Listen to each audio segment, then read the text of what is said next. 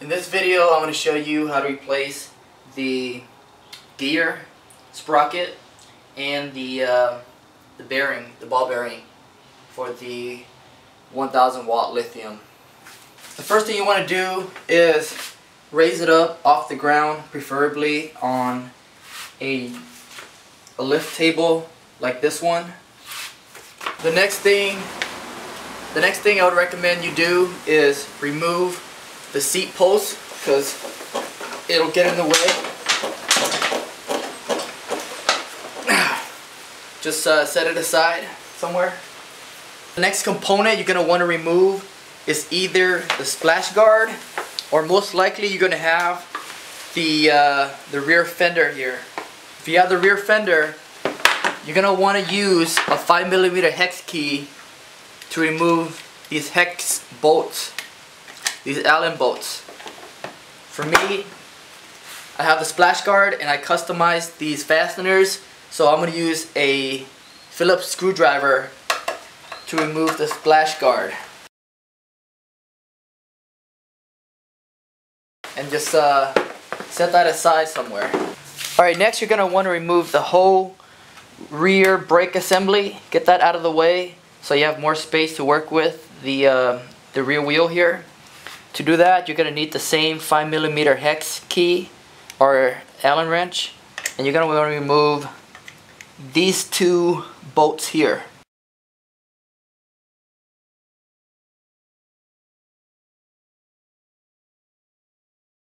Now you're ready to remove the rear wheel itself. To do that, you're going to need an 8mm Allen wrench and a 17mm socket head.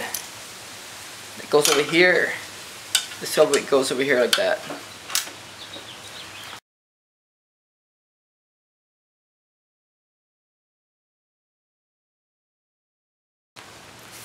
Now you're going to want to use your 10mm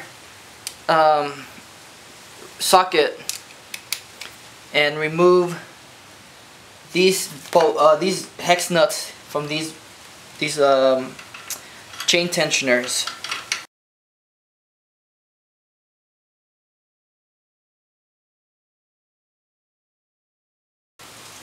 You're going to want to remove this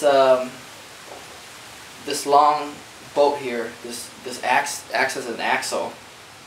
To do that, you're going to have to use your 8mm hex key and try to rotate it out.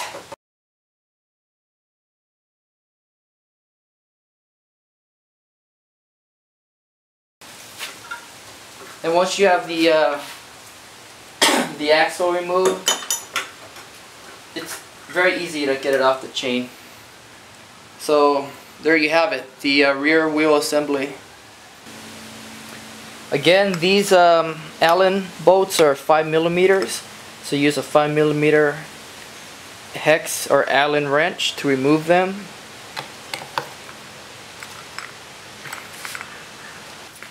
If these bolts are on too tight, what you want to do is use something like liquid wrench penetrating oil to make them easier to remove.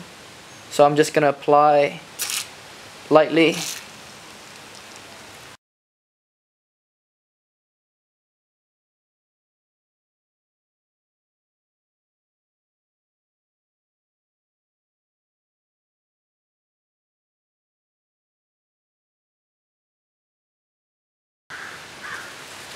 Alright, next I'm going to remove the ball bearing.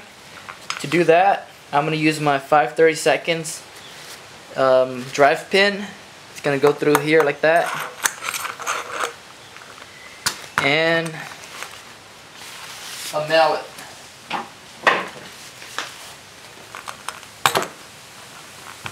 So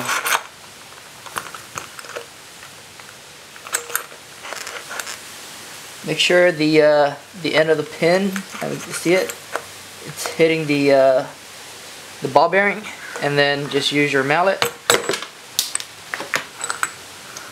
and that'll come right out a few times. put the new bearings in.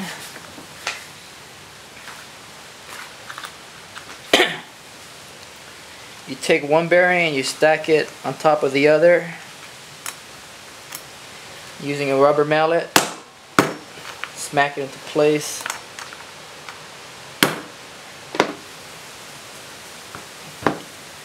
This metal rod here, metal pipe, goes in the middle.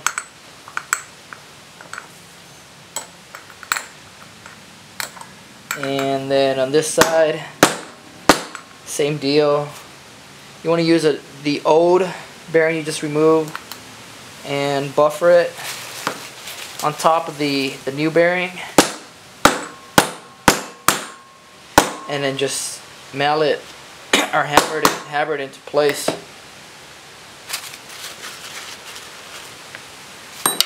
So there you have it. Brand new ball bearings.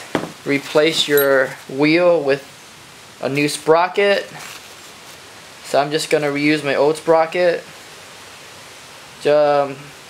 These are all symmetrical, so it doesn't matter what orientation you have it on. But just make sure at least one of the holes line up. It'll be okay.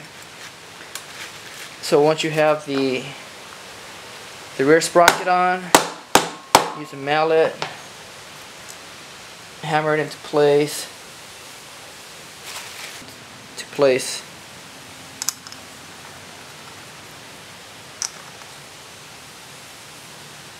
So that's blue Loctite. Just not too much. Be conservative with it.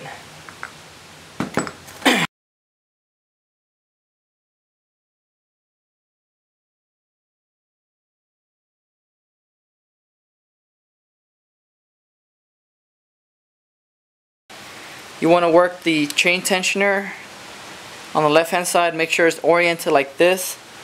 Next comes a spacer.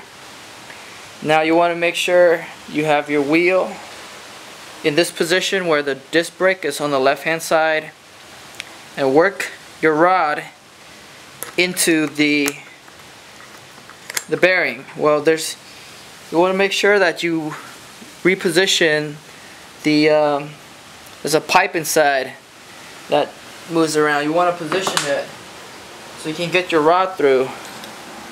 So that looks like the right position. So you can just kind of move it so you can get your rod through. There you go. So once you have that through, you want another spacer on this side, and then your left chain tensioner oriented like that. Now you're ready to work your wheel into the scooter. Make sure you have your chain inside first. Now work your way in there. Make sure the spacer is in. Alright. Get your hex nut. Tighten that into place. Now you want to work your chain onto here.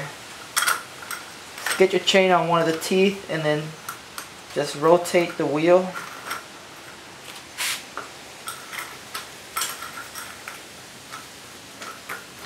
There you go. Just keep on rotating the wheel.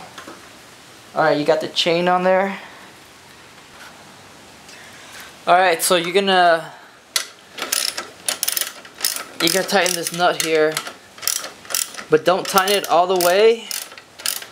You want to tighten it to the point where the chain tensioner can still be adjusted. So you want to adjust the chain tensioner so the chain is not too loose are too taut, because too loose it might fall off. Too taut, it's not as energy efficient. So should move.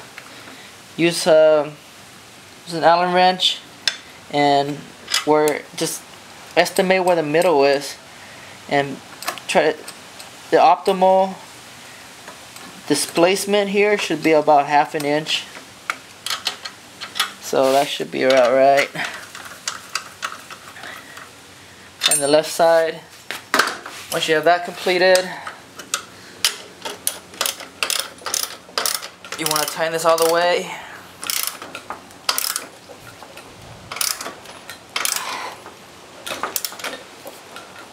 Really give it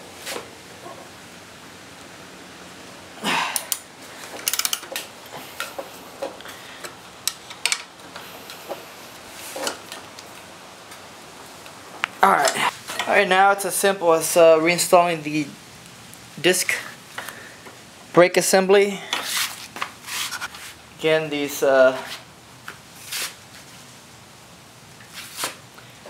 use the 5mm.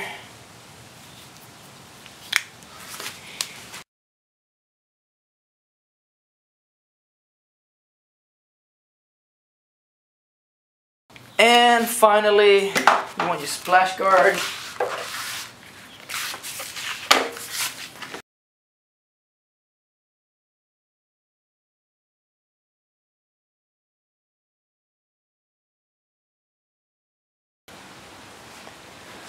And there you have it. That's how you replace the rear sprocket and the bearing. Alright.